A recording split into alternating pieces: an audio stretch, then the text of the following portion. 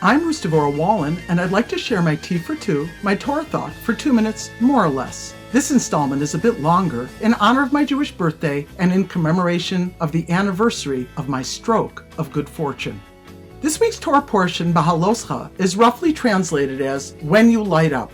The parsha begins, the Lord said to Moses, speak to Aaron and say to him, when you go to light the lamps. This refers to his service of lighting the olive oil menorah in the tabernacle, which eventually would be the menorah in the Holy Temple of Jerusalem. King Solomon said, Ki ner Hashem nishmas Adam. The human soul is God's candle. Even if historically, Aaron HaKohen was the first and original igniter tasked with lighting Hashem's lamps in his chosen dwelling, metaphorically, we are all candles in need of kindling. We are all in Hashem's sacred space. We know that the Torah's inspiring lessons are for everyone in all times and places. Similar to the menorah, each of us deserves ignition, illumination, and inspiration. We all need someone or some experience to light our fire.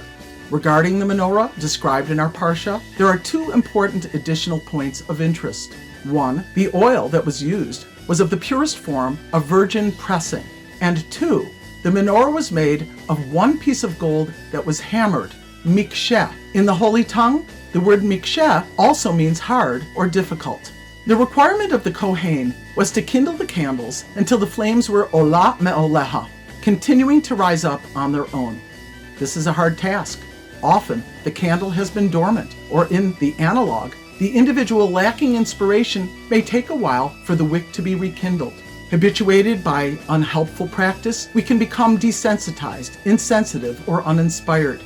The neuroplastic effect of repetition gets us deeper into more entrenched ruts. We may require something external or someone else to extricate us from the trench. We're blinded by our subjectivity and the gravity that is created by the repeated practice.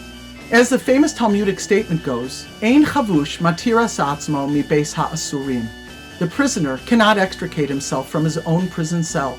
You need an outsider, someone or something else with the keys.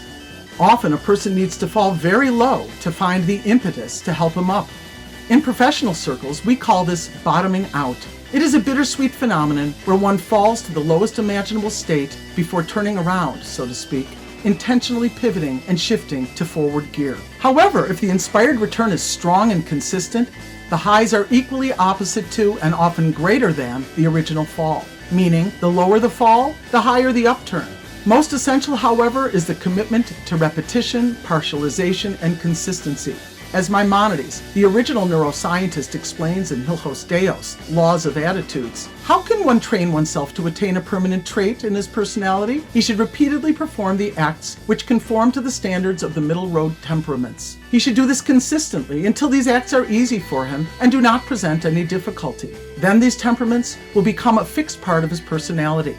Without the experience of the challenge, one would not have the impetus to be catapulted back in such a strong way. This relates to the pressing of the olive oil to create the most beautiful, clear, and bright burning oil. Additionally, as the first Ger Rebbe, the Chidushei Harim, said about the menorah that was beaten from one piece of gold, the menorah was able to shine specifically because making the menorah was difficult for Moshe Rabbeinu. Since the word miksheh comes from the word kasheh, meaning difficult or hard. These two ideas, the crushing of the oil and the difficulty hammering out the gold menorah, relate to the famous quip in Pirkei Avos, Lefum Tza'ara Agua, commensurate with the painstaking effort is a reward, or, in our lingo, no pain, no gain. As the Chidushei Harim concludes, this is how it is with all matters that a person struggles with. To the degree that one exerts himself and puts in the effort, the light will shine accordingly.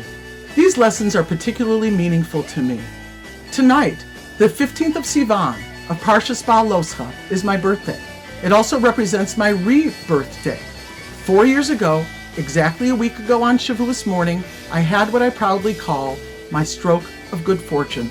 God literally struck me with a stroke of force to get me off of my metabolic collision course.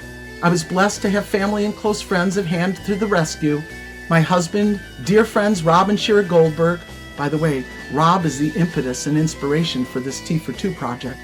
My sister Cindy, Ruth Hanna, and all my guests were there to send me off in the ambulance to the neuro ICU. Belated thanks to those who served my dairy meal and cleaned up after it in my absence. Although, of course, it was a very worrisome time for my friends and family, even when I felt the initial symptoms of the stroke and recognized what it was, I still had bitachon, absolute trust that God was in charge and that I would be well.